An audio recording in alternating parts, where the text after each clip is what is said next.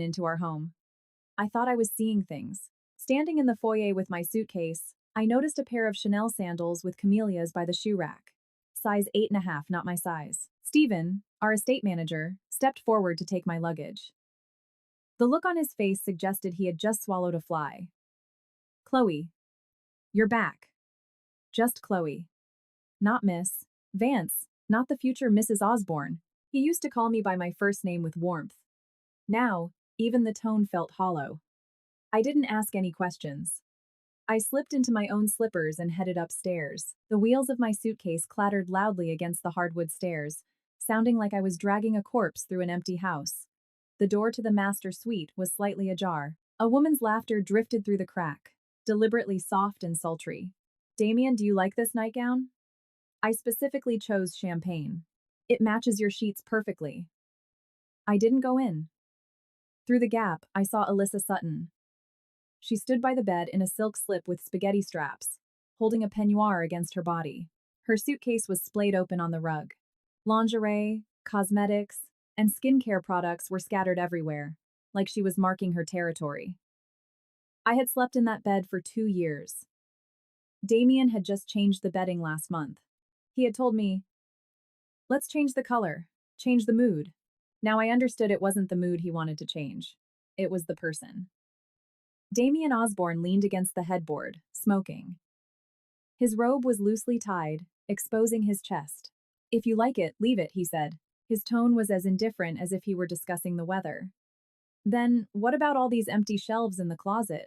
Can I take them? Alyssa slid open the door to the walk-in closet and looked back at him, her eyes sparkling. But then she bit her lower lip, and her voice dropped.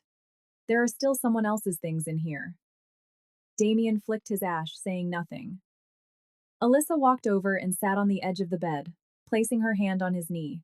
Damien, I don't want Chloe to think I'm taking her place. Maybe I should stay in the guest room? After a 3-second pause, Damien crushed his cigarette into the ashtray on the nightstand. You're staying here, he said. There's no need for you to feel marginalized. Alyssa threw herself into his arms, wrapping around him like ivy around an oak. Damien, you're the best. I didn't make a sound outside the door. My hand gripped the handle of my suitcase. My knuckles were white from the tension, my nails dug into my palm. The sharp pain was a clear reminder that my body could still feel. Turning around, I caught my reflection in the large mirror at the end of the hall. A sharp business suit, stilettos, my hair pulled back into a neat chignon. Today, to close a corporate training contract, I had spent 4 hours on a flight back from Chicago. I had negotiated with partners in a conference room all afternoon, eating a sad deli sandwich in the back of an Uber. The contract was signed. Osborne Group had secured the exclusive development rights for the Southport waterfront project. I had rushed back to give him the good news, only to find he had prepared some news of his own for me. I walked back down the stairs, planting my foot on each step with a certainty that surprised even me. Stephen was still standing in the foyer. Chloe, which room should I take your luggage to? He asked. Which room? So even the estate manager knew the master suite was off limits to me now. The guest room, I replied. Stephen took the suitcase, avoiding my eyes. The curtains in the guest room were drawn, and the air smelled faintly of dust. I sat on the edge of the bed, locking and unlocking my phone. Locking it, unlocking it. The time on the screen changed from 9:10 p.m. to 9:32 p.m.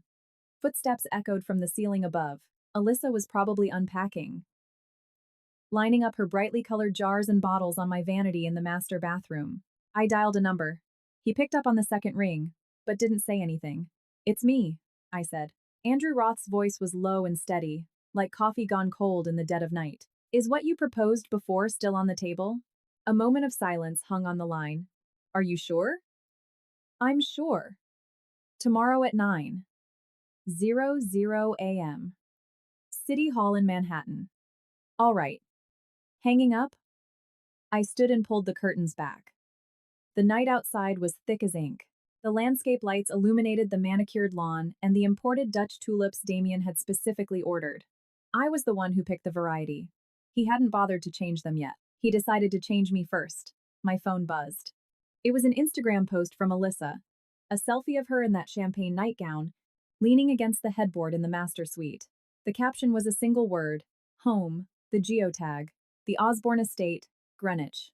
She either forgot to hide the story from me, or she did it on purpose. I double-tapped to like it. 30 seconds later, the post vanished. Clearly, she remembered her privacy settings, but I already had the screenshot. I saved it to a hidden folder, the same folder that held the Cartier invoices for the bracelet Damien bought her. Photos, hotel reservations, and the overlapping flight itineraries that Damien's executive assistant had secretly forwarded to me. I never interrogated Damien, not out of generosity, but because I was waiting. Waiting for my heart to turn completely cold, or waiting for the right way to leave while delivering a crushing blow. Now, I had both. At 6:00 a.m. the next morning, I was fully made up and dressed in a dark red sheath dress, not flashy, but the deep, muted color of dried blood. I knocked on the door of the master suite. Alyssa opened it. She was wearing Damien's dress shirt, which barely covered her thighs. A flash of triumph crossed her eyes when she saw me. "Chloe, is something wrong so early? I need Damien." Damien walked out of the en-suite bathroom, adjusting his tie. Seeing me in the doorway, he froze for a second. "Is something wrong?" His tone was entirely different from how he spoke to Alyssa. With her, it was careless intimacy. With me, it was business casual. I used to think that was what trust sounded like. Now I knew it was apathy. "The company is sending me to Chicago. For about a week," I said evenly, as if reading a quarterly report. Damien frowned. "For how long?" I just said, "A week." "What project requires that much time?" I didn't answer his question. Instead, I smiled.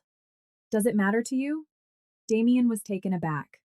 Alyssa seized the moment, stepping up to loop her arm through his. "Damien, since Chloe has to travel, don't drill her with questions. Corporate trips are exhausting." She looked at me with an innocent smile.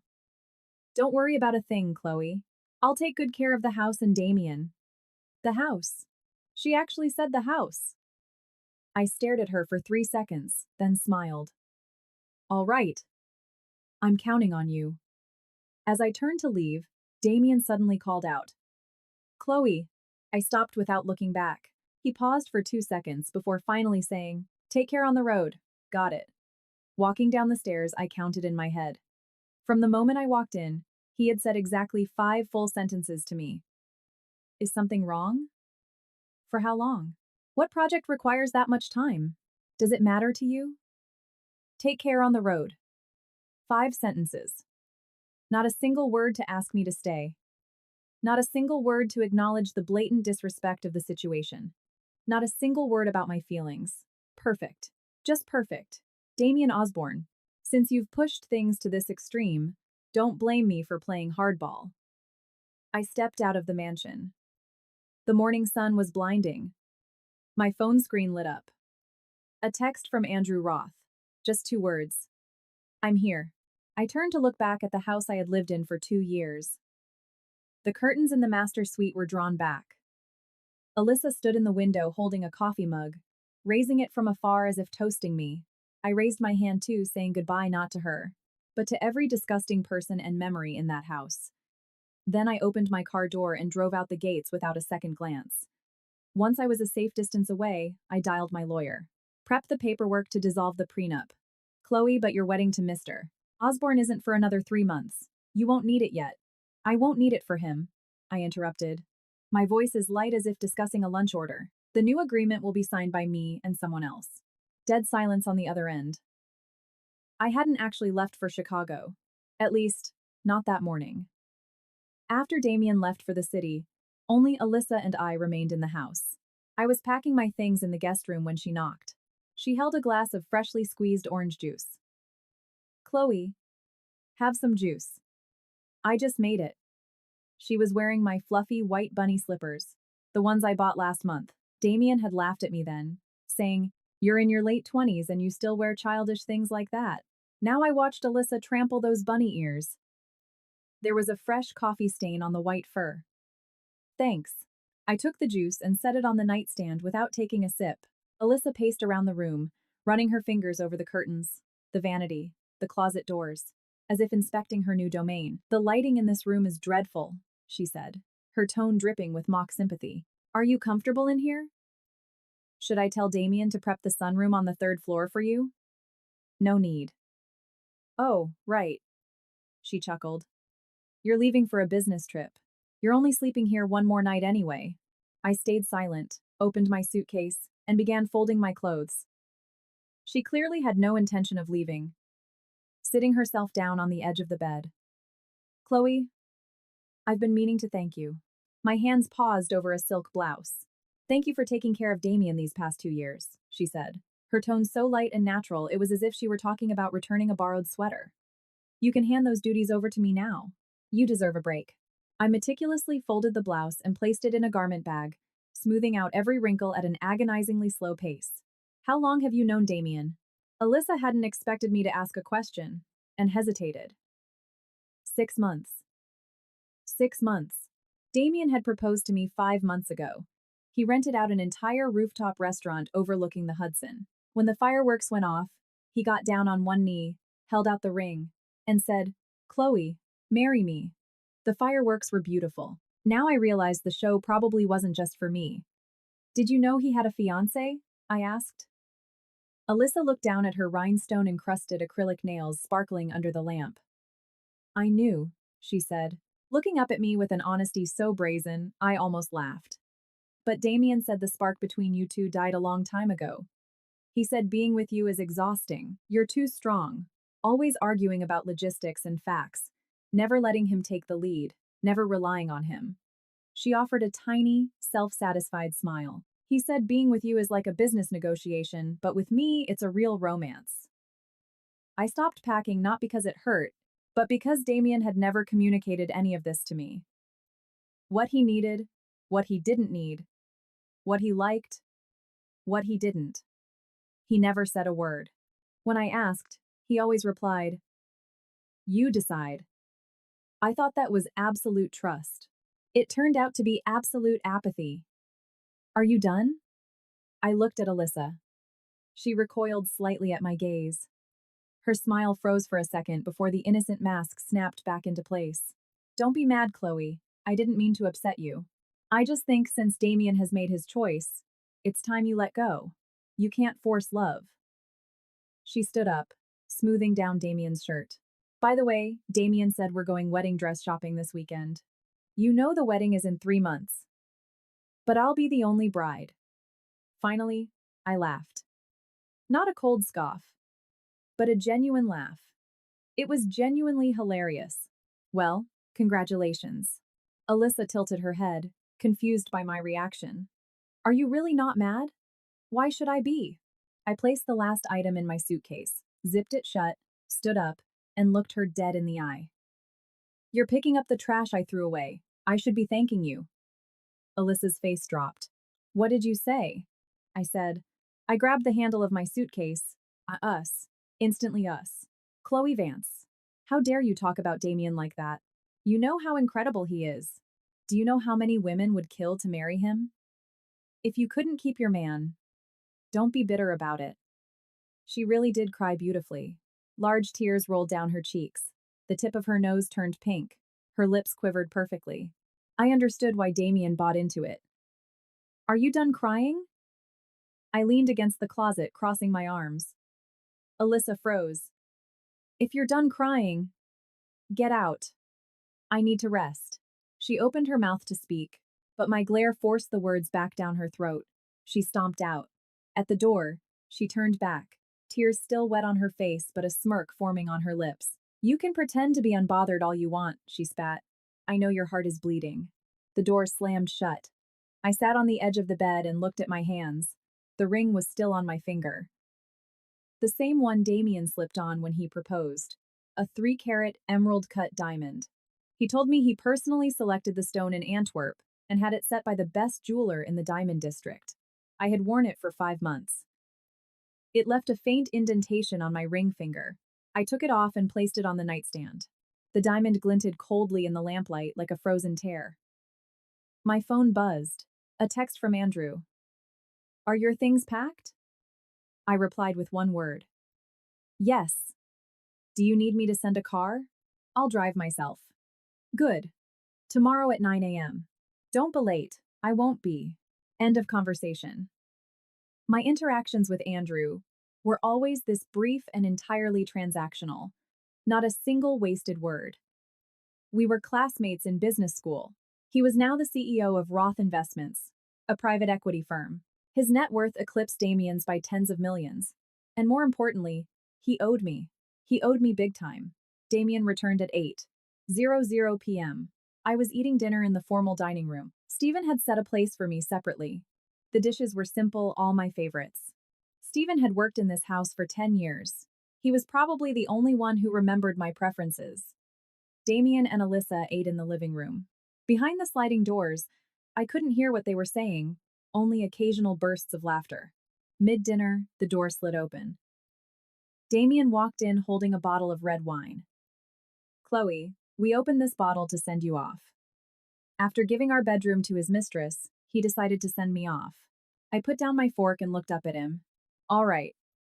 Damien poured 2 glasses. He handed me one and kept the other. He clinked his glass against mine. A sharp ding echoed in the room. Take care on the road. The exact same words as this morning. I took a sip.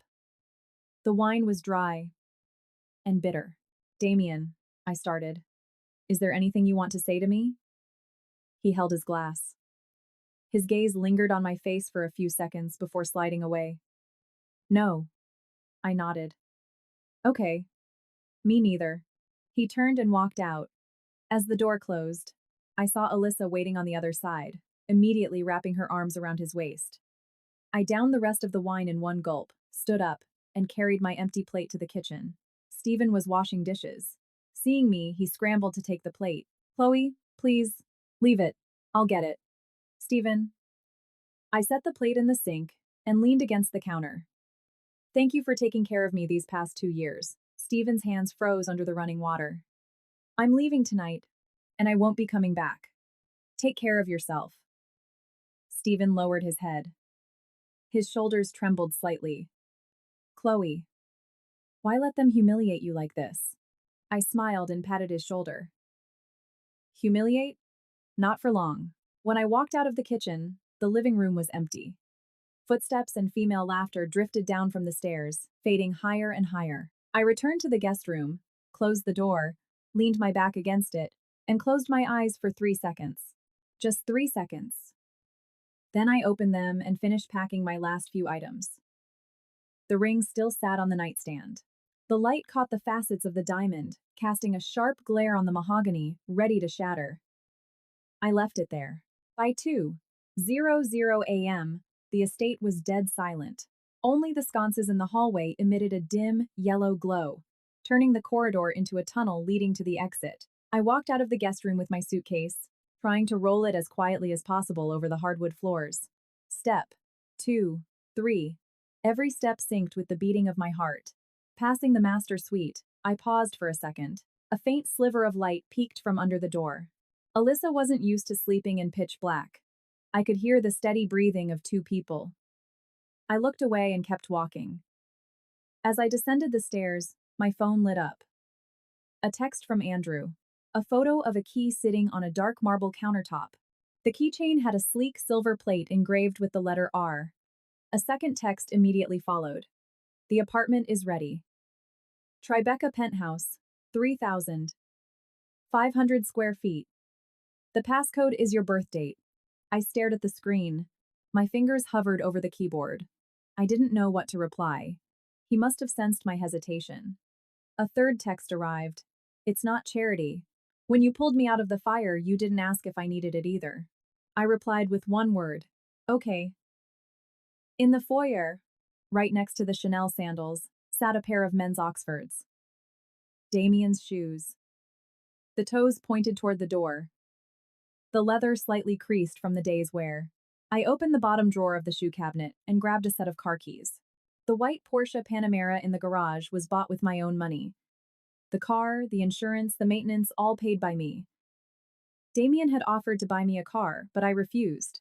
I told him it felt safer driving something I owned. Looking back, we were never on the same wavelength. He wanted a woman who would pout and rely on his wallet. I was wired from birth to rely only on myself. The garage door slowly rolled up. The headlights illuminated a black Maybach parked ahead. Damien's car. The license plate ended in 777. I backed the Porsche out of the garage. Passing the Maybach, I rolled down the window and stared at that license plate for a second. Then I hit the gas and drove out the gates. In the rearview mirror, the house I had lived in for 2 years grew smaller and smaller, until it blurred into a dot of light and dissolved into the night. My phone connected to the car's Bluetooth. Andrew called. "You're out?" "Yes." "Crying?" I paused for a moment, then scoffed. "No." "Good." His voice was low, with a slight morning rasp, as if he had just woken up. "He's not worth it." Those 4 words warmed me more than every declaration of love Damien had given me in 2 years. "Andrew, after we get the marriage certificate tomorrow, can I move into that apartment you mentioned?" A brief silence on the other end, followed by a soft chuckle.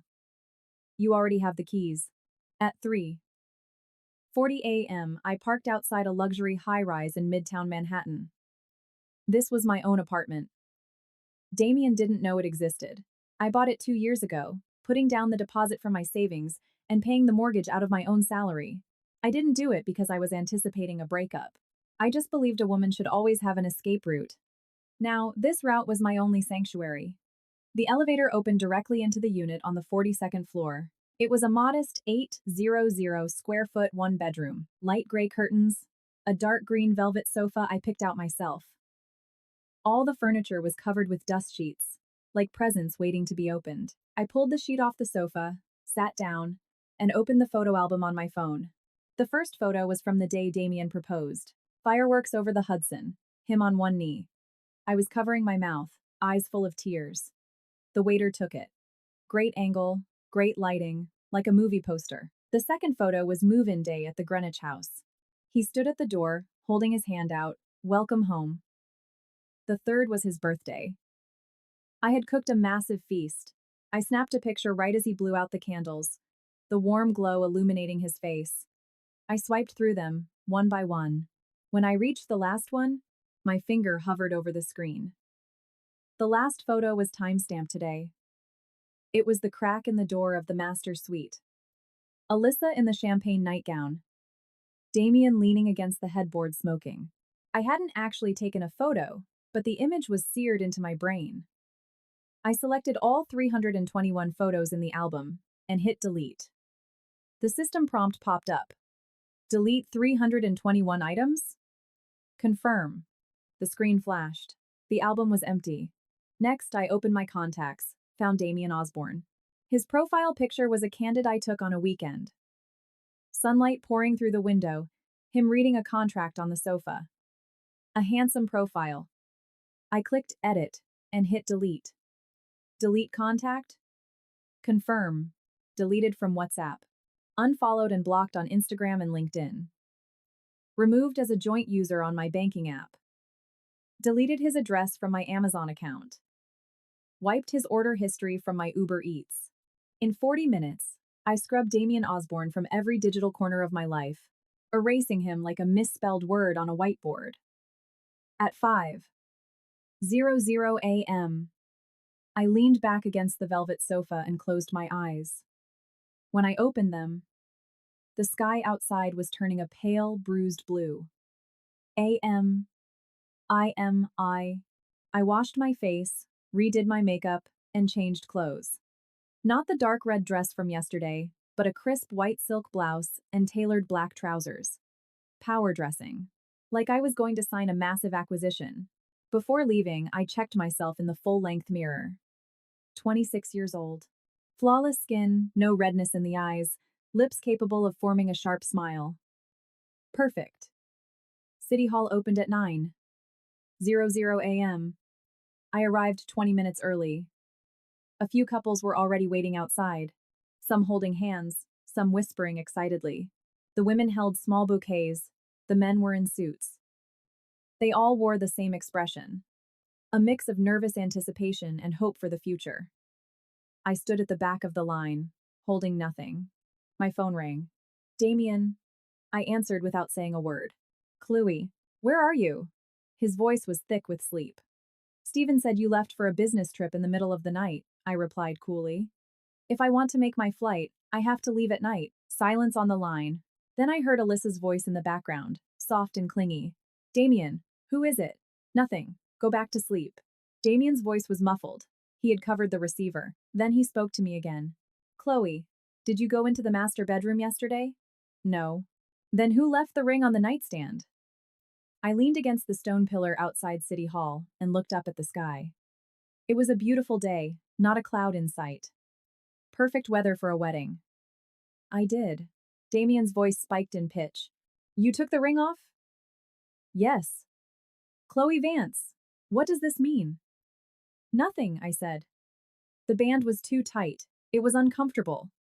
I paid $300,000 for that diamond. I know, I cut him off. That's why I left it for your next fiancé. Don't mention it.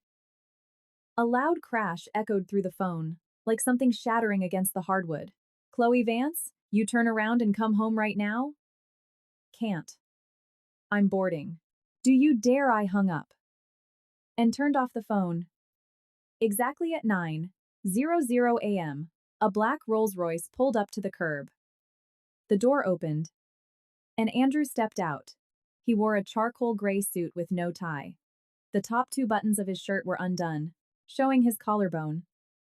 His hair wasn't perfectly slicked back as usual. A few strands fell across his forehead, softening his intense features. He walked up to me, looking down.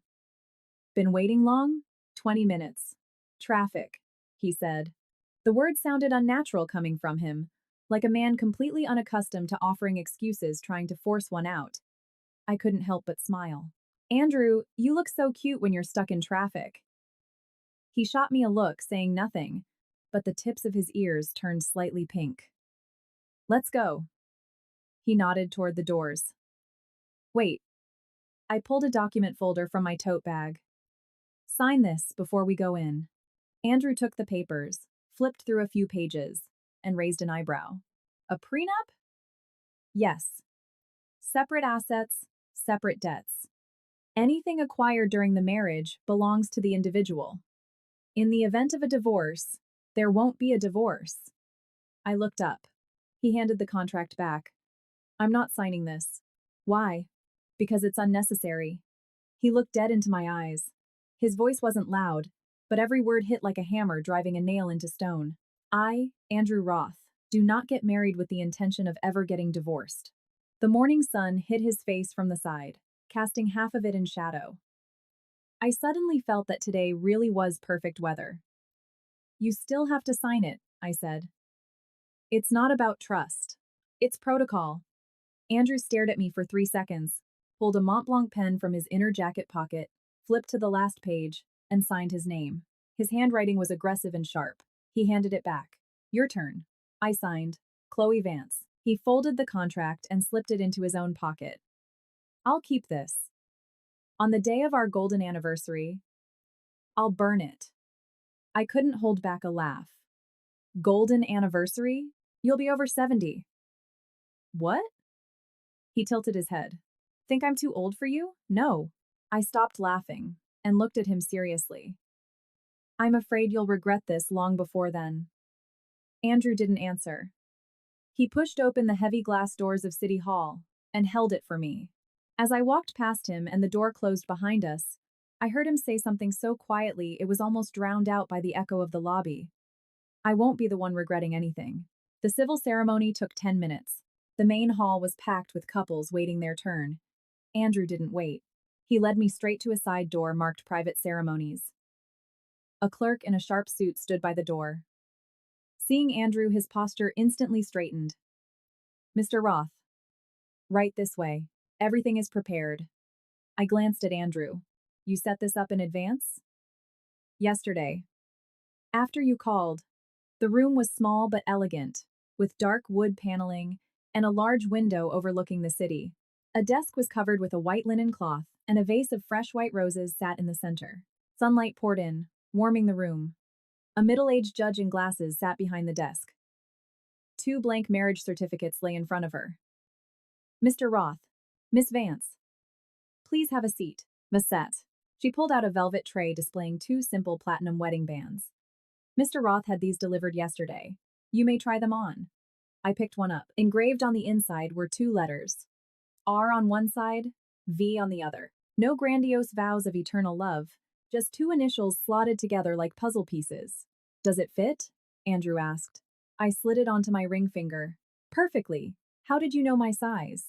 He didn't answer. He just put his own ring on, then held out his hand, palm up. I placed my hand in his. His fingers closed around mine dry and warm. The grip wasn't crushing, but it was absolute. The judge smiled. You may fill out the paperwork. The forms were standard. Name, gender, job, social security number, marital status. When I reached the marital status box, my pen hovered. Single. 26 years old. First marriage. 3 months ago. I was planning a massive Hamptons wedding to one man. Today, I was sitting in a municipal building signing my life over to another. Life truly is a comedy. Once the paperwork was done, the judge stamped the certificates. The sound of the stamp was crisp and final. Thwack. Congratulations. You are legally husband and wife.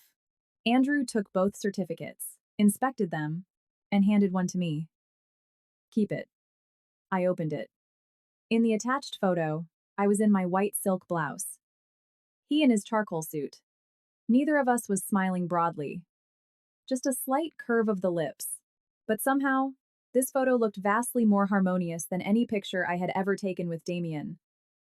Walking out of City Hall, I checked my phone. 9:10 a.m.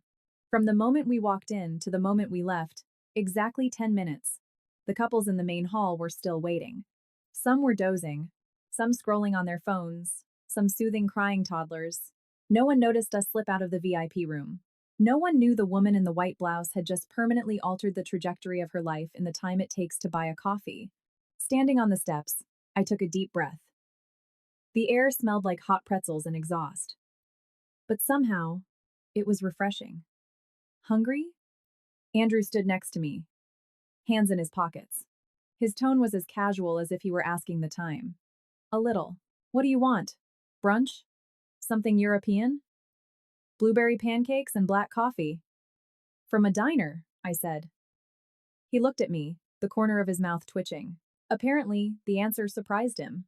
He nodded, opened the car door for me, and got behind the wheel himself. He navigated the downtown traffic and pulled up to a classic, slightly run-down diner in Soho 5 minutes later. The place was tiny, smelling of frying bacon and old coffee. Andrew took off his suit jacket, draped it over the back of a red vinyl booth, rolled up his sleeves, and flagged the waitress. 2 orders of blueberry pancakes, a side of bacon, and 2 black coffees. The manager, recognizing him, froze behind the counter. Mr. Roth, what brings you here? Brought someone for breakfast, Andrew said, sliding into the booth across from me. The manager's eyes darted to me, then he beamed. Of course. Coming right up. The pancakes arrived steaming hot, dripping with butter and maple syrup.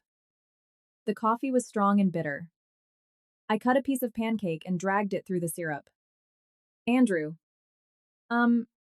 You said you owed me a lot. We're even now. He stopped eating for a second. No. Then what is this?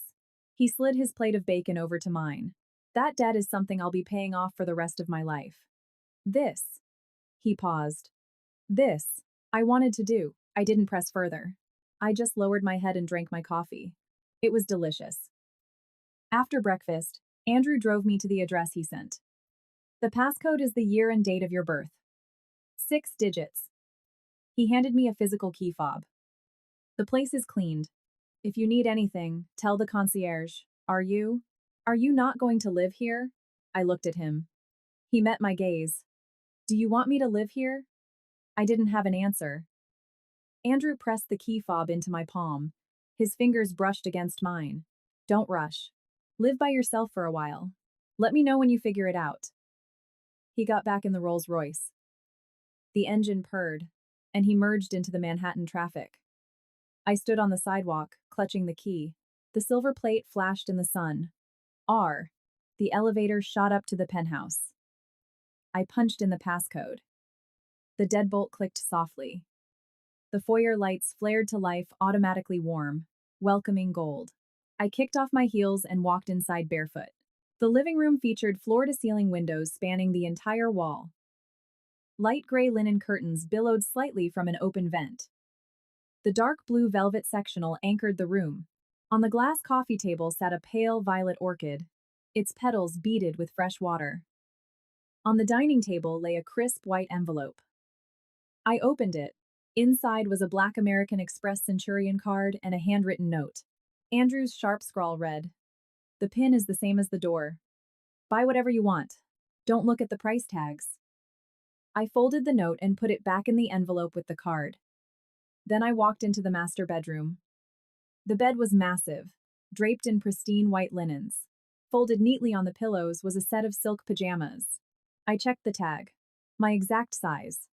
On the nightstand sat a framed photo. It was Andrew and me. The picture was taken 3 years ago at our business school alumni gala. I was standing by a window with a champagne flute. He had walked up behind me accidentally or intentionally. We ended up in the same frame. I wasn't looking at the camera, and neither was he. We were looking in different directions, but we were standing so close that the hem of my gown brushed against his tuxedo trousers. When did he even save this picture? I put the frame down and walked to the window, pulling back the curtains. From the penthouse, I could see half the Manhattan skyline. The sunlight hit the platinum band on my ring finger. V. I spun the ring, tracing the letter with my thumb. My phone rang. Not my personal phone, my old business phone, still buried in my tote bag. Only one contact was saved on it, Damien's executive assistant. I answered, "Miss Vance, Mr. Osborne is looking for you like a madman. He had me run your flight records, but no airline has a ticket booked under your name. He had me check hotels. Nothing. Miss Vance." The assistant's voice dropped to a terrified whisper. "He's tearing the office apart," he said. "He said if you don't come back." "He what?" I leaned against the glass, looking out over the city. "He's going to throw out everything you left at the estate," I chuckled. "Tell him to go ahead. Everything I took is mine. Whatever I left behind, I consider garbage anyway." I hung up and powered off that phone for good. Then I fell backward onto the massive bed and closed my eyes. The sheets smelled of cedar. Maybe it was the detergent. Maybe it was Andrew. I buried my face in the pillows and took a deep breath. My heart beat slowly and steadily, not like back at the Osborne estate, where every muffled sound from the master bedroom made it race and flutter in panic, like a bird trapped in a cage. Everything was different now. The cage was open. The bird was gone. It took Damien 3 days to realize something was fundamentally wrong. I heard about his spiral later from Stephen, the estate manager. Stephen spoke to me on the phone in hushed, trembling tones, like a man describing a horrific car crash he'd just witnessed. On the first day, Damien didn't look for me. He went to the office as usual, ran meetings, and during his lunch break, Alyssa brought him a homemade meal. She took a dozen selfies in the elevator of the Osborne Group Tower and posted them on Instagram. Bringing lunch to my love, and just housewife things. That evening, he took Alyssa to Le Bernardin, the French restaurant he promised to take me to. I had tried to get a reservation there 3 times and failed. He made one phone call. Alyssa posted a photo dump. The wine, the caviar, Damien's hands cutting a steak. The view. With the right person, every day is a celebration. Stephen said Damien drank a lot that night. Alyssa had to support his weight as they walked through the front door. Passing the guest room, he stopped. "Did Chloe call today?" "No," Alyssa replied. Damien stared at the closed guest room door for a long time before Alyssa guided him upstairs. On the second day, Damien started looking. He called my cell straight to voicemail. Sent iMessages undelivered. He ordered his assistant to track me. The assistant scoured airline manifests and hotel registries across the country. Nothing. He started to panic. Stephen said Damien paced the living room for hours, gripping his phone, dialing my number over and over. Every time, the robota came downstairs in a silk slip, holding a glass of warm milk. "Damien, stop calling her. She's not a child, she won't get lost. Maybe she just wants some space." Damien whipped around to face her. "Shut up." The glass in Alyssa's hand shook. I said, "Shut up." It was the first time Damien had ever yelled at Alyssa. Stephen said Alyssa looked like she'd been slapped. But she recovered quickly, set the glass down, walked over, and placed a hand on his shoulder. Her voice melted like butter. I'm sorry. I'm just worried about Chloe too. She's all alone in a strange city. What if something happens? Damien didn't push her away, but he didn't look at her either. He stared at the red exclamation marks next to his texts, typing and deleting messages, before finally hurling his phone onto the sofa. Find her friends' numbers. Call everyone. The assistant called my entire network. My friends all gave the same answer. Chloe? Isn't she with you? I don't know. Haven't heard from her. She's probably busy with a deal. She'll be back. No one knew where I was because I hadn't told anyone. On the third day, Damien lost his mind. He forced the security company to pull the estate's surveillance footage. The video showed me walking out of the guest room at 2:00 a.m. with a suitcase, stopping for 1 second outside his bedroom door. Then, without looking back, walking down the stairs. The foyer lights flicked on and off. The garage door opened. The white Porsche reversed out into the driveway. The taillights left 2 red streaks in the dark before vanishing completely. Damien watched the footage on a loop. Steven said he sat in his home office, staring at the monitor, playing it back like he was looking for a hidden clue. He saw me pause outside his door. He saw my perfectly straight posture walking down the stairs. He saw me take the keys from the drawer. He saw my profile flash in the Porsche's window, no tears, no hesitation, no looking back. Then he ordered the staff to tear the guest room apart. The closet was empty. The vanity was bare. The only thing left on the nightstand was a glass, with a sip of water. The 3-carat diamond ring sat on the nightstand in the master bedroom, glittering under the lamp. Beneath the ring was a piece of paper. Printed on it were 4 words. I don't need you. Printed, not handwritten. I specifically used the printer in the guest room because handwriting betrays emotion. Typed letters are as cold and factual as a contract. Damien crumpled the paper, flattened it out, and crumpled it again. The paper turned into a jagged ball in his sweaty fist. When he flattened it a final time, the ink had smeared. Find her. He threw the note onto his desk. His voice was raw, like sandpaper dragging over rusted metal. Tear the city apart, but find her. His assistant stammered. Mr. Osborne. Should we file a missing persons report with the NYPD? Damien was silent for a long time. Report what? His voice dropped to a hollow whisper. She's not missing. She left. He finally said it out loud. Not kidnapped, not in an accident, not missing. She just packed her bags, took off the ring, and at 2:00 a.m., drove out of his life. Cleanly, permanently. Meanwhile, I was sitting on the blue velvet sofa in Andrew's penthouse, a mug of hot tea by my feet, a thick dossier in my lap. Andrew's assistant had dropped it off. The cover read, Risk Analysis. Osborne Group's Southport Waterfront Project. I flipped to the first page. Dense rows of data and charts all pointed to one conclusion. Osborne Group's investment in that plot of land was a ticking time bomb. This was the very plot I had secured for them on my trip to Chicago. Damien thought that by winning the exclusive development rights, he had won the lottery. What he didn't know was that the city was planning a massive expansion of the subway system right underneath it. According to the city's new zoning plan, a new transit hub exit would eat up a full third of the commercial square footage. Once the zoning plan went public, Osborne Group's entire architectural blueprint would be garbage, and the billions they sunk into the initial phase would evaporate. I had discovered this discrepancy during the negotiations. I didn't tell Damien, because that night, standing outside the bedroom door with my suitcase, I heard him tell Alyssa, There's no need for you to feel marginalized. The doorbell rang. I set the dossier down and went to the door. Andrew stood there holding 2 heavy brown paper bags. Dinner. He rattled the bags. The spicy, pungent aroma of garlic, chili oil, and ginger wafted out. Authentic Szechuan from a place down the street. Don't know if you eat spicy food. I do. He walked into the living room. Seeing the dossier on the coffee table, he paused. Read it already? Yeah. I took the bags to the kitchen island and started unpacking takeout containers. When Damien bought this land, he didn't order a geological survey, and he didn't check the municipal zoning boards. He just looked at the location and the price tag and thought he got a steal. Andrew leaned against the kitchen doorway, crossing his arms. And you didn't remind him? Why should I? I popped the lid off a container of Dan noodles. He's the CEO. He should be smart enough to figure it out himself. Andrew smiled. It was the first time I'd seen him actually laugh out loud. Not a polite boardroom smile, but a genuine laugh that crinkled the corners of his eyes and showed a hint of teeth. Chloe Vance, you are far more ruthless than I gave you credit for. I'll take that as a compliment. We sat down to eat. The food was so spicy my eyes watered, but I couldn't stop eating.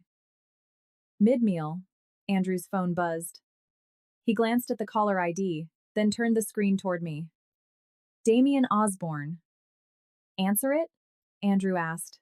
I picked up a piece of spicy chicken with my chopsticks. Answer it. Andrew tapped the screen and put it on speaker. Damien's voice blasted out, raspy and frantic. Andrew. I need a favor. Speak. You know Chloe Vance. You guys went to Stern together.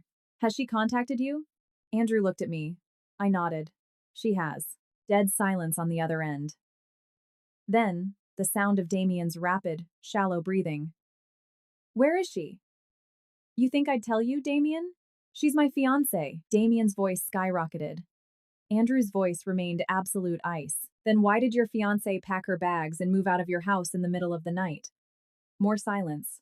A long, suffocating silence. I thought Damien had hung up. Then his voice came back, much lower this time, as if he were physically choking on the words. What did she say to you? She said she doesn't need you anymore. Andrew hung up. He flipped the phone face down on the table. Eat. I stared at the food in my bowl. Andrew. Yeah? Do you think he'll find me here? He won't. Andrew dropped a dumpling onto my plate, and even if he did, he wouldn't dare step foot inside. Why? I looked up at him. The warm kitchen pendants reflected in his dark eyes. Because this isn't his territory. A week passed. I had lived in Andrew's penthouse for 7 days. In that time, I deactivated all my social media, changed my SIM card, slept until noon, sunbathed by the floor-to-ceiling windows, read books, and drank tea. Andrew came over every evening for dinner. Sometimes he brought takeout. Sometimes he cooked. He was surprisingly good in the kitchen. His honey, glazed ribs were phenomenal. On the 7th night, he brought an invitation. Heavy charcoal gray cardstock with silver embossed lettering. The Roth Foundation Charity Gala. Host. The Roth Foundation. Venue. The Ritz-Carlton Grand Ballroom. Time. Tomorrow evening. Do you want to go? He tossed the invitation onto the coffee table. I picked it up and scanned the guest list. Lots of familiar corporate heavyweights. Damien Osborne's name was on there too. Next to it, a note. Co-sponsor. Accompanied by Alyssa Sutton.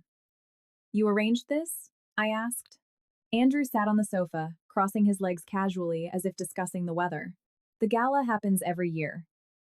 I just had my office add Osborne Group to the VIP list this time. Why? Because I want to see. He looked directly into my eyes. Do you want him to see? See me as Andrew Roth's wife. I do, I said.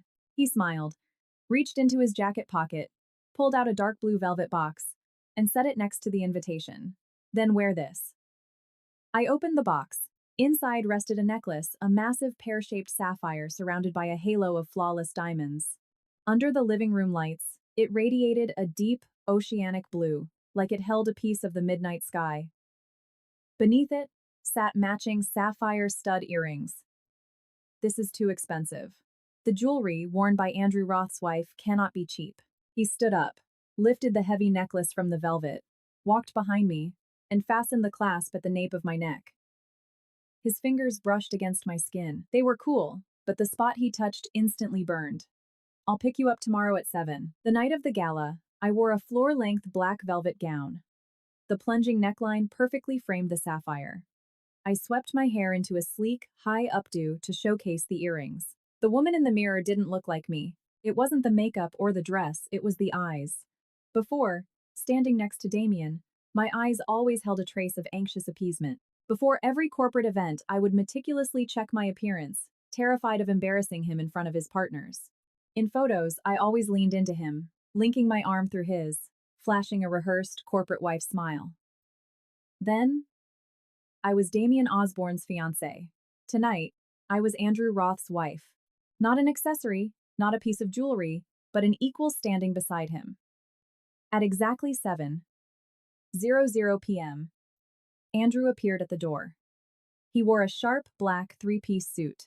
His tie was a deep midnight blue, perfectly matching my sapphires. His hair was slicked back, exposing his sharp jawline. He looked like he walked straight off the cover of GQ. Seeing me, his gaze locked for a full second. Well? I did a slow spin. Flawless, he said, holding out his arm. I slipped my hand into the crook of his elbow, and we stepped into the elevator. Our silhouettes reflected in the mirrored doors. He was half a head taller than me. The hem of my gown brushed against his trousers just like that photo from 3 years ago. The Ritz-Carlton ballroom was a sea of flashbulbs. A red carpet led to the entrance, flanked by paparazzi. The event coordinator, spotting Andrew, practically sprinted over. Mr. Roth. Right this way, please. Your seat is at the head table. And your guest? The coordinator's eyes darted to me, confusion flashing across his face. My wife. Andrew's voice wasn't loud, but several journalists nearby snapped their heads around. I felt a dozen camera lenses pivot to lock onto us simultaneously. Wife? The coordinator almost dropped his clipboard. Mr. Roth, you got married? Recently. Andrew slid his hand from my arm to my waist, pulling me flush against his side. Be a good man and add my wife's name to my place card. When we entered the ballroom, it was already packed. The head table sat dead center, covered in elaborate floral centerpieces and crystal glassware. Andrew's name card was right in the middle. Next to it sat a freshly written card, the ink still glistening. Mrs. Roth. Every eye in the room was glued to me. I could hear the aggressive whispering cutting through the jazz music. Who is that? When did Roth get married? I've never seen her before. What family is she from? Wait, isn't that Osborne's girl? Chloe something? I sat down next to Andrew with an expression of absolute boredom. He pulled the chair out for me, waiting until I was seated before taking his own place. The movement was so fluid and natural. Everyone watching knew it wasn't just a gentlemanly flex, it was habit.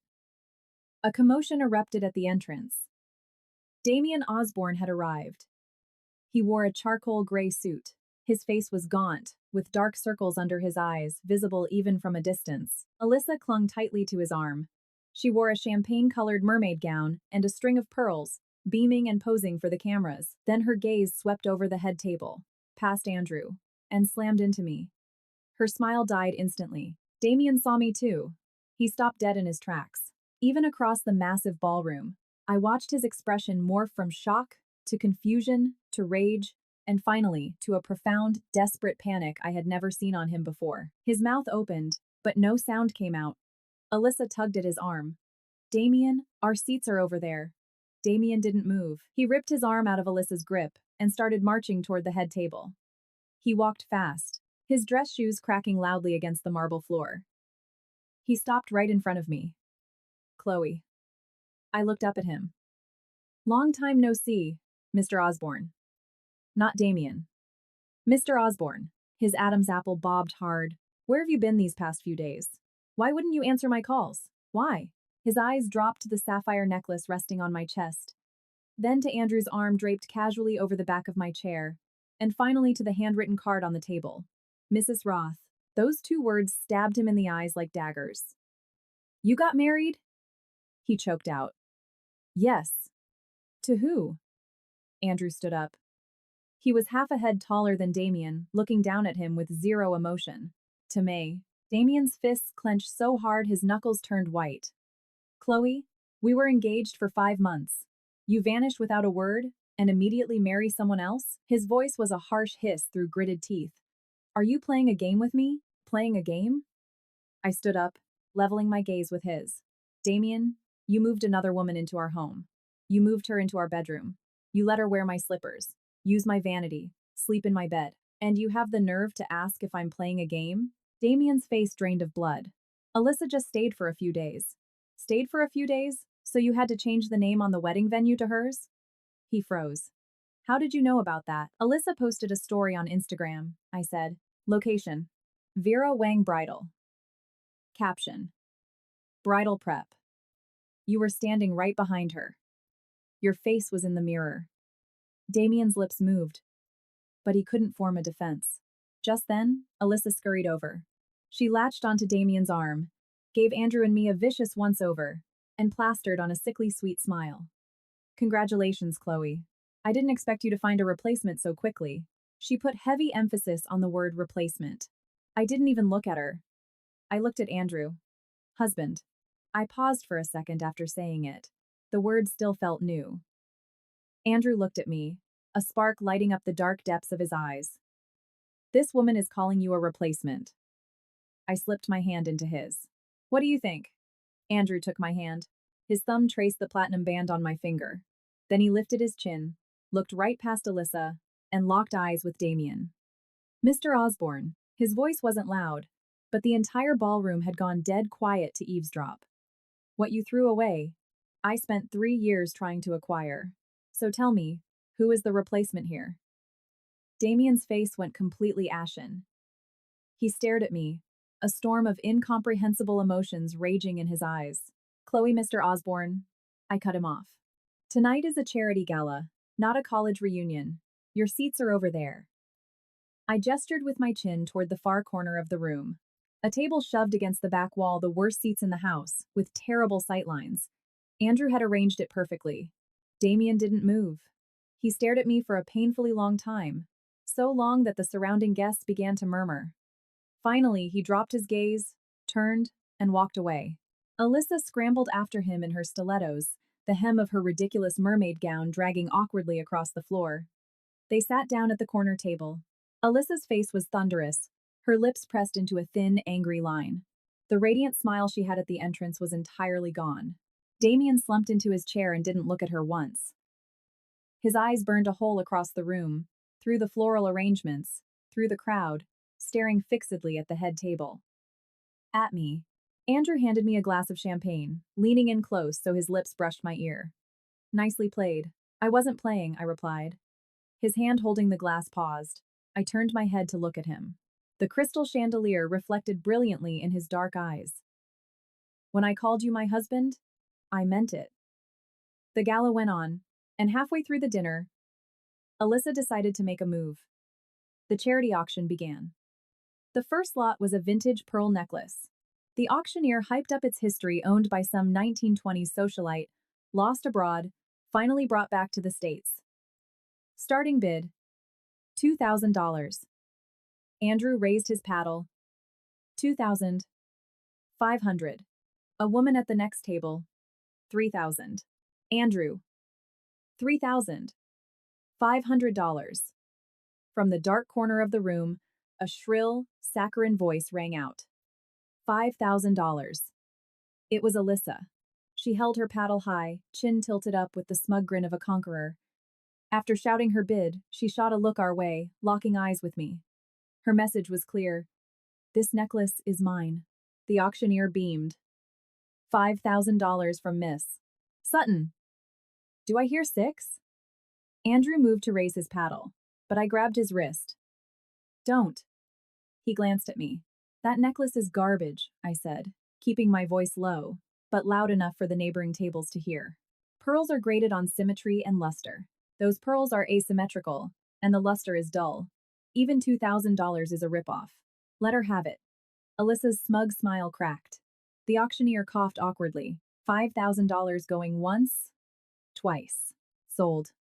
Congratulations to Miss Sutton. Alyssa won the necklace, but she looked like she'd been force-fed a lemon.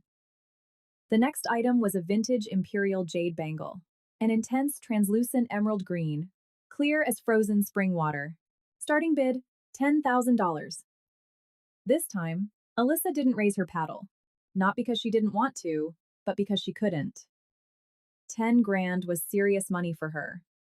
And Damien hadn't looked at anything since he sat down. His eyes remained locked on our table. Andrew raised his paddle. $20,000. The room fell silent. Jumping straight from 10 to 20 grand wasn't bidding. It was an execution. No one challenged him. The auctioneer slammed his gavel. An attendant brought the jade bracelet to our table. Andrew took it, gently took my left hand, and slid it onto my wrist.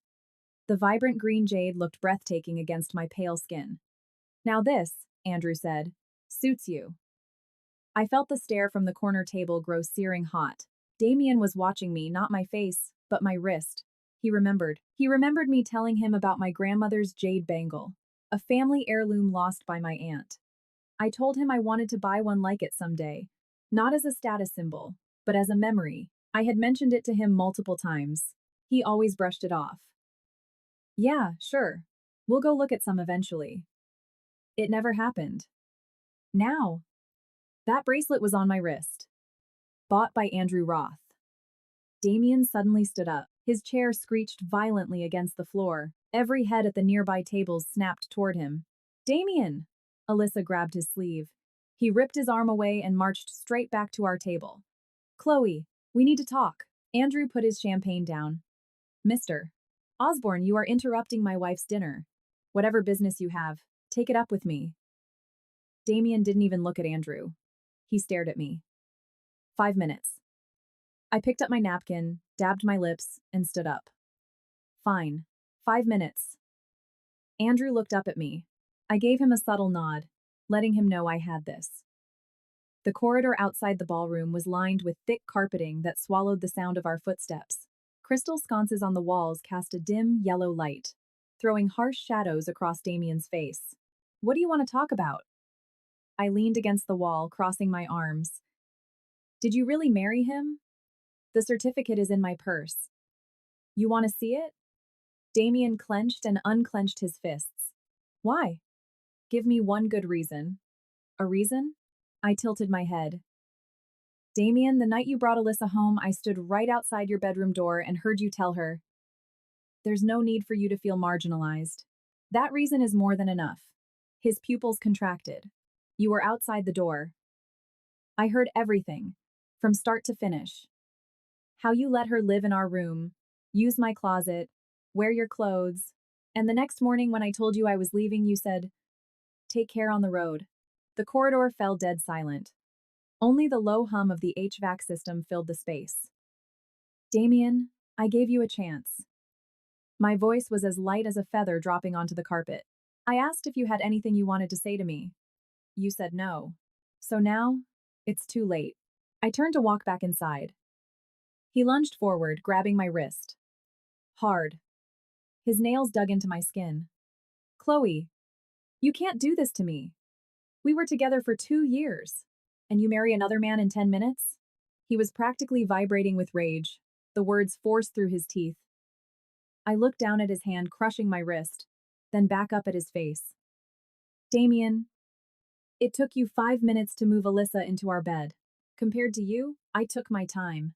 His grip loosened. Chloe. And one more thing. I pulled my phone from my clutch, pulled up a PDF, and shoved the screen in his face. That plot of land in Southport you just bought. The MTA subway expansion plans were published last week. Look at it yourself. Damien took the phone. The screen displayed a highly detailed city zoning map.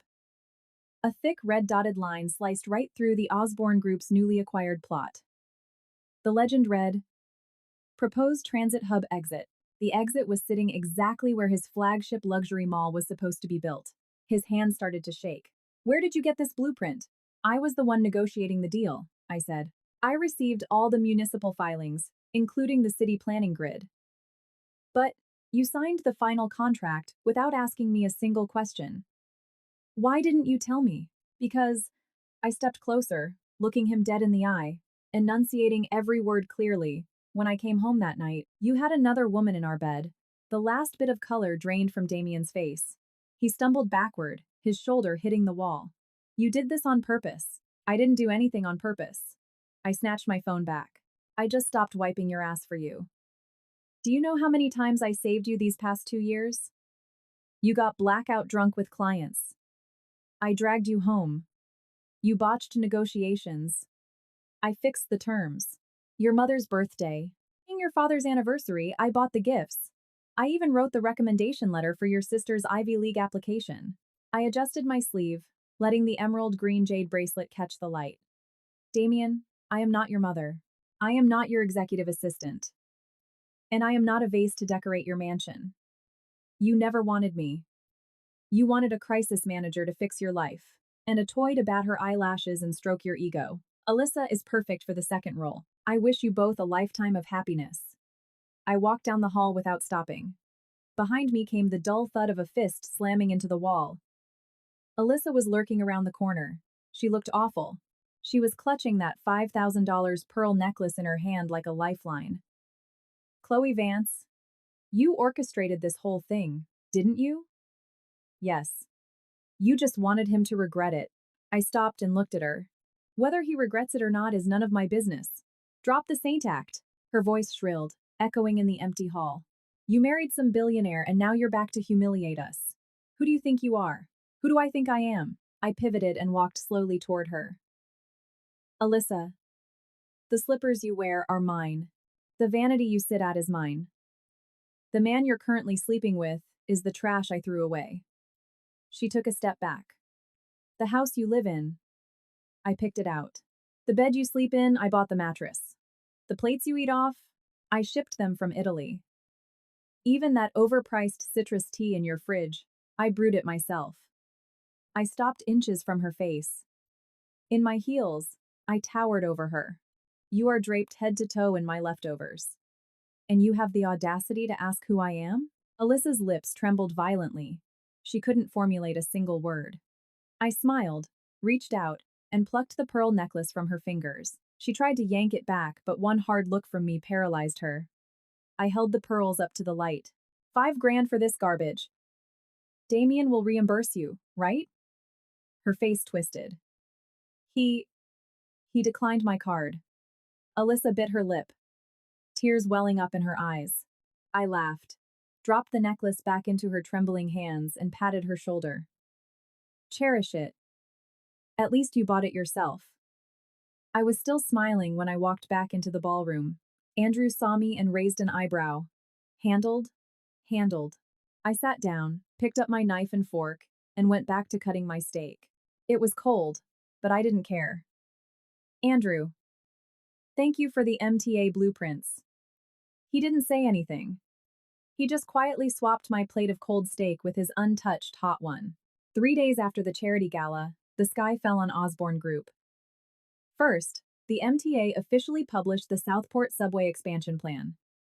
That morning, Osborne Group's stock tanked 12%. Investors screamed at Damien on conference calls for 40 minutes. The general consensus was, "Are you completely illiterate? You buy commercial land without checking zoning laws?"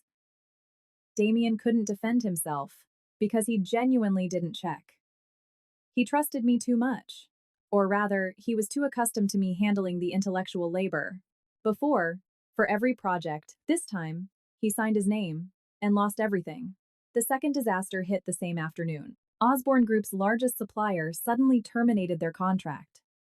The official PR excuse was strategic restructuring, but Damien's assistant found out that a subsidiary of Roth Investments had swooped in the night before, offering the supplier an exclusive contract at a 15% markup. The third hit came hours later. Construction on Osborne Group's massive New Jersey logistics center was halted by the state due to environmental compliance violations. The compliance paperwork was the one thing Damien insisted on filing himself. Then came the fourth, the fifth, the sixth. In 3 days, Osborne Group's market cap evaporated by $400 million. Damien's father, Peter Osborne, flew back on a red-eye from London. At the emergency board meeting, he eviscerated his son in front of all the senior executives. You bet the entire company on a piece of ass. Damien sat at the far end of the mahogany table, completely silent. Because it was true. It was entirely his fault. When he brought Alyssa home, he didn't think about the consequences. When he gave her my bedroom, he didn't think about the consequences. When he watched me drive away at 2:00 a.m., he didn't think about the consequences. Now, the consequences had arrived. Every single blow was precise and devastating. A perfectly engineered chain reaction. Because it was a perfectly engineered chain reaction. In Andrew's office overlooking Wall Street, one entire wall was a massive glass whiteboard. It was covered in flowcharts, supplier lists, partner networks. Every node was meticulously connected, and every vulnerability had an interception plan. He had been building this board for 3 years. 3 years ago, at that Stern alumni gala, Damien had tried to get me blackout drunk. I have a high tolerance, but he didn't know that. He kept coming over, pouring champagne, saying, "Chloe, you handle your liquor so well." He wanted to see me make a fool of myself, to prove to his frat buddies that the woman who beat him for valedictorian was actually a mess. Andrew pulled me away from the table. He walked me to a quiet hallway, gave me a bottle of water, and stood guard at the door so no one would bother me. He didn't say a word that night, but starting the very next day, Osborne Group data began appearing on his whiteboard. "You've been prepping this since then?" I stood in the doorway of his office, staring at the glass board. Andrew sat at his desk, capping a red dry erase marker. "Yes. Why didn't you tell me? Because back then, you still loved him." He tossed the marker onto the desk. "I didn't want you to think I was forcing you to choose." I walked into the office and sat across from him. The name Damien Osborne was circled heavily in red on the board. Dozens of lines shot out from it, almost all marked executed. "How much is left?" I asked. "One final move." Andrew pulled a file from his drawer and slid it across the desk. "Their New Jersey logistics hub. Their last remaining cash cow. If we choke this project, their operating capital runs dry in 30 days. I opened the file. It contained the land deeds and municipal permits. "Is there a zoning issue with this plot, too?" "No." Andrew leaned back in his leather chair. "The plot is prime real estate. The paperwork is ironclad. Surprisingly, Damien actually didn't screw this one up." "Then how do you?" "I'm not touching the project." I looked up at him. The desk lamp caught his eyes, reflecting a terrifying, absolute calm. "I'm taking his people." The next morning, the chief engineer of the New Jersey project, along with his entire 40-man technical team, submitted their resignations to Osborne Group. Damien offered to triple their salaries. Not a single person stayed, because Roth Investments offered them not just a salary bump, but equity in a new subsidiary. By day 5, Damien was sitting alone in his corner office at the top of the Osborne Tower. The floor-to-ceiling windows offered a view of Billionaires Row. His father built this 40-story tower 10 years ago. From here, you could see half the city, including the much taller, sleeker Roth Investments skyscraper. His assistant knocked and entered, clutching a manila envelope. "Mr. Osborne." We heard back from the banks. Damien didn't even turn around. "And?" All 3 banks denied the credit extension. The assistant's voice was shaking. "The stated reason is significant uncertainty regarding Osborne Group's financial solvency." Damien pressed his palm against the cold glass of the window. The chill seeped straight into his bones. "And one more thing, sir." The assistant placed a sleek, black folder on the desk. "A private equity fund owned by Roth Investments just submitted an acquisition offer." Damien whipped around. "An acquisition of what?" "Of Osborne Group's stake in the Southport project, and a 51% controlling interest in the New Jersey Logistics Center. The offer price." The assistant swallowed hard. 60 cents on the dollar. 60% of market value wasn't an acquisition. It was a slaughter. It was holding a gun to a dying man's head and emptying his pockets. Damien ripped the folder open. The terms were brutally clinical. Every word breathed arrogant superiority.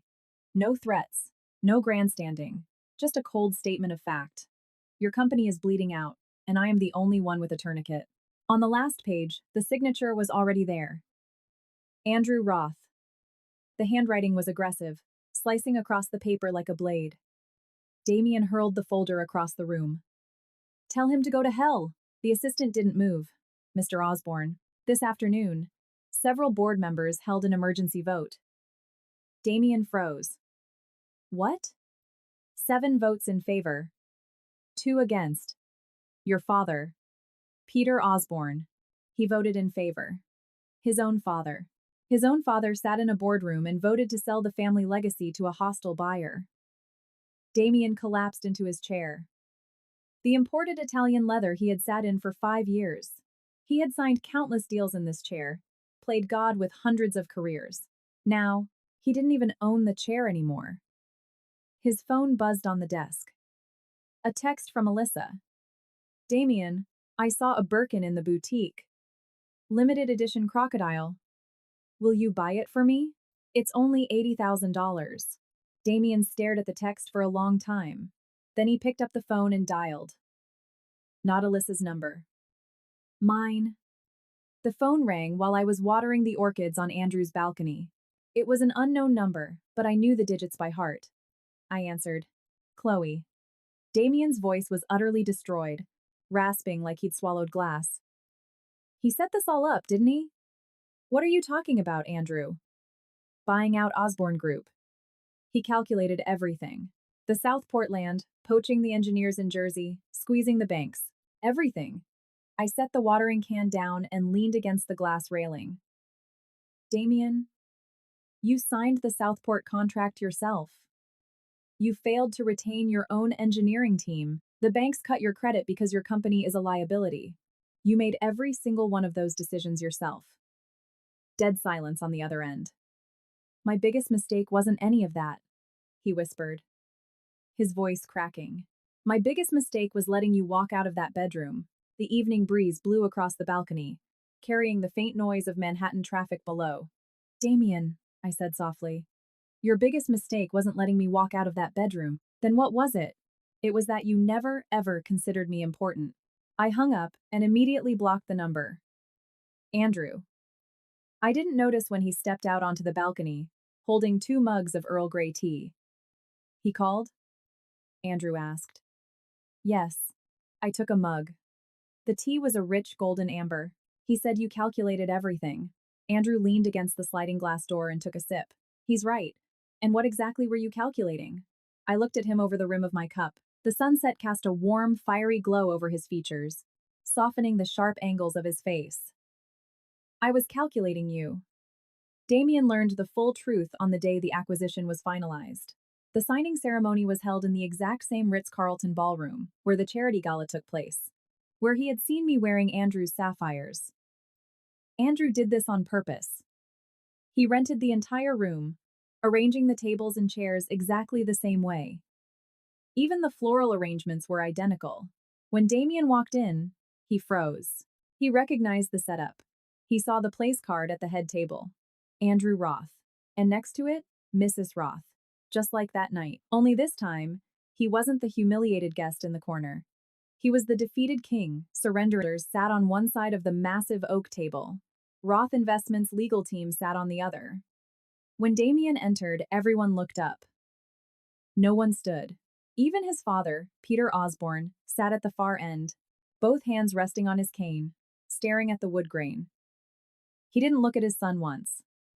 Damien signed the transfer documents. The scratch of the fountain pen against the thick paper sounded like something tearing. He put the pen down. Where is Andrew? Roth's lead attorney looked up, adjusting his glasses. Mr. Roth is not attending the ceremony. He asked me to pass along a message. What message? He said. Thank you for the Southport property. You saved me months of negotiations. Damien's jaw clenched so tight I thought his teeth would crack. At that moment, the ballroom doors swung open. I walked in. Not as Mrs. Roth, but as Chloe Vance. Chloe.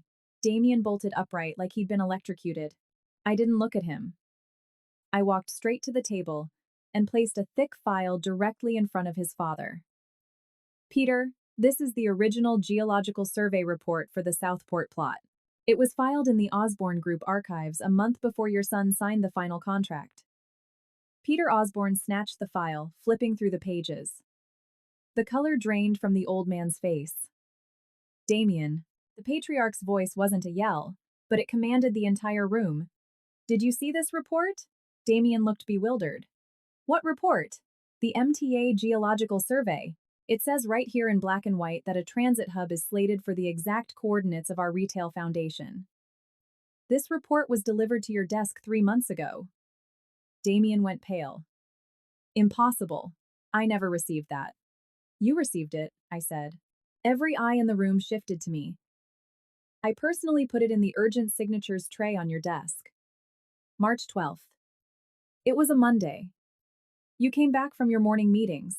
There were 7 dossiers in the tray. This report was the 3rd one down. Damien's eyes darted frantically, trying to access the memory. March 12th. He muttered. You left the office early that day, I stated flatly, because Alyssa called and said she was feeling sick. You drove out to see her. You went shopping on Fifth Avenue. That night, you posted a photo dump on Instagram. 9 pictures. The center one was her throwing a penny into the Bethesda fountain. Damien's hands began to shake violently. You never came back to the office. Out of the 7 urgent files, you signed the top 2. The other 5, including this survey, you didn't even open. The ballroom was dead silent. Thwack, thwack, thwack. Peter Osborne slammed his heavy wooden cane against the marble floor. Damien! The old man's shoulders heaved. You ignored critical corporate intelligence to go shopping with a mistress? Damien had no words. He stared at me.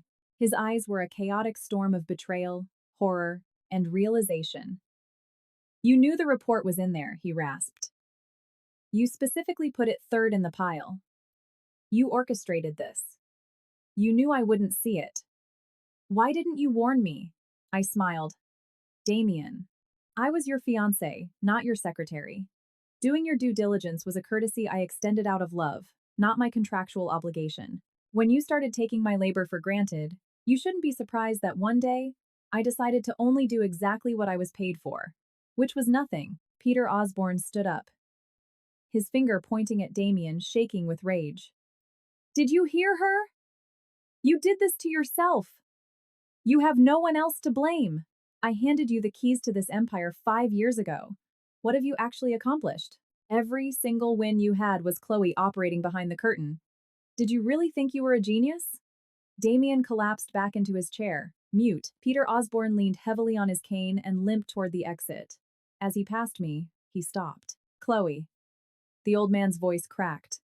The Osborne family wronged you. There's no need for that, Peter, I said calmly. It's business. He nodded slowly, grief aging him 10 years in a minute, and continued walking. At the double doors, he turned back to look at his son one last time. Damien. Your grandfather built this company with $200 in his pocket. In 5 years, you handed 3 generations of blood and sweat to a stranger. The doors closed heavily behind him. The ballroom was empty save for Damien, myself, and the Roth lawyers packing up their briefcases. Damien leaned forward, bracing his weight on the table as if his spine had dissolved. Chloe, when did you start planning all this? The first time you let Alyssa sit in the passenger seat of my car. His pupils dilated. He had probably forgotten that day completely. But I hadn't. It was our 1-year anniversary. I booked a Michelin star restaurant, bought a new dress, and waited for him downstairs. He pulled up. The passenger door opened, and Alyssa stepped out. She pretended to twist her ankle, and he caught her by the waist. Alyssa needed a ride from the traffic. I barely ate that night. Alyssa sat across from me, smiling her sugary, innocent smile. Chloe, please don't get the wrong idea. Damien and I are just friends. And Damien had just nodded in agreement. That was the first time I saw her in my passenger seat. But not the last. Damien, I said. Do you know that women never leave suddenly? Every departure is the climax of 1,000 silent disappointments. Why didn't you tell me? I told you. I stared him down. I told you 100 times. I texted you to come home early. You said you were busy. I asked you not to let other women ride shotgun. You called me petty and controlling. I told you Alyssa looked at you differently. You said I was paranoid. I pulled out my phone, pulled up our chat history from a year ago, and shoved the screen toward him. I kept the receipts for every single word. Damien stared at the screen, his eyes bloodshot and welling with tears. Did you think I didn't know your phone passcode was her birthday? Did you think I didn't notice you bought 2 of every souvenir on your business trips? Did you think I didn't know she helped you pick out my engagement ring? Damien's head snapped up. How did I know? I slipped my phone back into my purse. Because the manager at the boutique in the Diamond District is my sorority sister. The receipt had both your names on it. Damien swayed on his feet. Chloe. The fireworks the night you proposed were beautiful, I said. My voice as detached as if I were narrating a documentary. But the man kneeling under them, I realized that night, he wasn't mine anymore. I turned on my heel and walked out. Behind me, a heavy, sickening thud echoed through the room. Damien had fallen to his knees. The sound of his kneecaps hitting the marble was like a bag of cement dropping from a height. I didn't look back. Andrew was waiting for me in the corridor. He wore a navy suit, no tie. He was holding a paper cup of hot tea. Did you tell him? I told him. He handed me the tea. The heat seeped comfortably through the cardboard. He's on his knees. I know. Andrew looked at me. Do you feel sorry for him? I took a sip of the tea. Caramel? No. I looked up at him. The warm corridor lights softened his sharp jawline. Andrew, I said, Damien Osborne is on his knees in there. But you are standing right here beside me. He paused for a heartbeat. Then a slow smile spread across his face. Let's go. He held out his hand. I placed mine in his, and we intertwined our fingers. The doors to the ballroom remained open. The shadow of Damien Osborne, kneeling on the floor, stretched long and broken across the marble, like a crack that would never heal. Damien stayed on his knees long after I left. Eventually, hotel security had to physically lift him up. The head of security called Andrew later to report it, sounding bewildered. He said Damien knelt there for 40 minutes until his knees bled through his suit pants. Andrew hung up the phone and looked at me. He wants to see you. I flipped a page of my Vogue magazine without looking up. I don't want to see him. 3 days later, Damien's mother, Eleanor Osborne, showed up at Andrew's office. This woman rarely made public appearances, not even at board meetings. She wore a simple but ruthlessly elegant street-john knit suit, clutching a Birkin bag. Her makeup was flawless, but the deep lines around her eyes betrayed her exhaustion. When the receptionist called up, Andrew and I were playing chess. Send her up, I said. Andrew looked at me. Are you sure? I'm sure. Entering the office, Eleanor's eyes locked onto me instantly. She stopped in the doorway, unsure of what to call me. Chloe? Mrs. Roth? Finally, she settled on. Chloe. I stood up. Eleanor, have a seat. She sat down, placing the Birkin in her lap like a shield. Chloe, I'm not here about the company, she began. I'm here about Damien. I said nothing. He hasn't left his room in 3 days. He won't eat. He won't drink. He hasn't said a word. I went in to check on him. He was sitting on the floor, holding a photograph. Eleanor reached into her bag, pulled out a photo, and slid it across the glass coffee table. It was a picture of Damien and me in the Hamptons 2 summers ago. He had me hoisted on his shoulders. I was laughing in terror, and he was grinning like an idiot. He found this in the boxes of things you left behind, Eleanor said, her voice shaking. You didn't take it. I had no reason to. Eleanor's eyes grew red. Chloe, I know Damien wronged you. He was blind, manipulated by that Alyssa girl. But he gets it now. He realizes his mistake. Eleanor, I interrupted. What exactly does he realize? She froze. He realizes he was wrong. Wrong about what? I stared her down. Wrong to move Alyssa into our house? Or wrong to ignore the MTA report? Wrong to kick me out of my own bedroom? Or wrong to assume I would never actually leave? Eleanor had no answer. He doesn't realize his mistake, I said coldly. He just can't accept the bill that came due. If Andrew hadn't bought out his company, if the zoning on that plot was fine, if he was still the untouchable CEO of Osborne Group, do you really think he'd be kneeling on a ballroom floor crying over a photograph? Eleanor's lips quivered, and the tears finally spilled over. But he is in so much pain right now. He earned every bit of it. When she left, Eleanor stood in the doorway for a long time. She didn't beg anymore. She just looked at me with a gaze that was equal parts regret, pity, and absolute surrender. When the door clicked shut, Andrew picked up his black knight and moved it to the corner of the board. Checkmate. I looked down. My white king was trapped. You won. You threw the game. He started resetting the pieces. You started making intentional mistakes on move 37. I didn't deny it. A week later, Damien was discharged from Mount Sinai Hospital.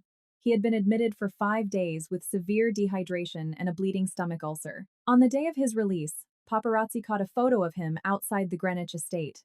He was wearing a gray hoodie, the hood pulled low over his face, looking emaciated and hollow. Behind him was the house I lived in for 2 years. The imported Dutch tulips had withered and died. The photo hit page 6 with the headline, Osborne heir broken and bankrupt. And I will always stand by you. 3 hours later, Damien posted on her own story. Some people don't appreciate what they have until it's gone. She probably thought Damien would see it and beg her to come back. She didn't know he had already deleted all his social media apps. Half a month later, Andrew and I had our real wedding. It was held at his family's sprawling estate in the Hudson Valley. No press, no massive guest list, just our closest friends and family. Andrew's grandmother, sitting in her wheelchair, beamed the entire evening. After we exchanged our vows, she grabbed my hand. You're even prettier in person than in the photo. What photo? I asked. She pulled a folded, slightly worn picture out of her cardigan pocket. It was the photo of us from the Stern Alumni Gala. This boy kept this picture on his desk for 3 years. She laughed. I kept telling him, if you like the girl, go get her. And he'd just sigh and say, I can't. She's with someone else. I looked over at Andrew. He was talking to a groomsman, but the tips of his ears were visibly red. At the end of the night, the estate manager brought over a thick envelope. Mr. Roth, someone left this at the front gates. Andrew opened it. Inside was a cashier's check and a handwritten note. The amount on the check was 3 times the original purchase price of the Southport property. The memo line read, Offer to repurchase Southport asset. The note had one line, written in Damien's frantic scrawl. Chloe, I bought the company back. Can you come home now? Andrew handed me the note. I glanced at it, then folded it in quarters. What do you want to reply? Andrew asked. I held the folded paper over a silver candelabra on the table. The flame licked the edge. The paper curled, blackened, and disintegrated into ash, fluttering onto the tablecloth. Nothing. Andrew watched me for 3 seconds, then held out his hand. Let's go home then. I put my hand in his. It was warm and solid. When we walked out the front gates of the estate, night had completely fallen. Under a massive oak tree by the road stood a solitary figure. Gray hoodie. Hood pulled low. Damien. He looked even thinner, a ghost of the man he was. Seeing me, he took a desperate step forward. Andrew's grip on my hand tightened slightly. I don't need you to fight this battle, I murmured to Andrew. I let go of his hand and walked toward the tree. Damien's dead eyes suddenly ignited with a frantic, pathetic hope. Chloe, I stopped 3 feet away from him. I saw the check. The property is not for sale. He froze. I'll pay double. Whatever you want. It's not about the money. I reached into my clutch, pulled out a thick silver-embossed envelope, and handed it to him. Damien took it with trembling hands and opened it. Inside was a wedding invitation. Andrew Roth and Chloe Vance. You came out here to give me an invitation? The wedding was today, I said, my voice perfectly level. This is a souvenir for you. Damien, you always accused me of never leaving you an out. Today, I'm giving you one. This invitation is your way out. Out to where? To a lifetime of regret. He looked up at me, his eyes mapped with broken red capillaries. Chloe, I swear to God I get it now. Just give me one more chance. Just one. Damien. I cut him off. Do you know the biggest difference between you and Andrew? He stopped breathing. When you kicked me out of our bedroom, you told me to take care on the road. When he handed me the keys to his penthouse, he told me I already had a home. The autumn wind whipped through the branches above us. One man pushed me out into the cold. The other brought me inside. Who do you think I was going to choose? Tears finally spilled over Damien's eyelashes, tracking through the dirt on his gaunt face. He collapsed to his knees in the dirt right in front of me, clutching the red and silver invitation to his chest. Chloe. Damien, if you take anything away from this entire ordeal, let it be this. I looked down at him, feeling absolutely nothing. Not everyone who leaves comes back. I turned my back on him and walked toward Andrew. He held out his hand, and I took it. The moment the door of the Rolls-Royce closed, I heard a raw, agonizing scream echo from the darkness behind us. CHLOE! The sound was swallowed by the wind, like a wound that would never, ever close. I didn't look back. The car pulled onto the highway. The glowing lights of the city skyline appeared in the distance. Andrew kept one hand on the steering wheel. He turned to me, then reached over and took my hand. Are you going to cry? No. Good. You'll never have to again. I leaned my head back against the leather seat, watching the city rush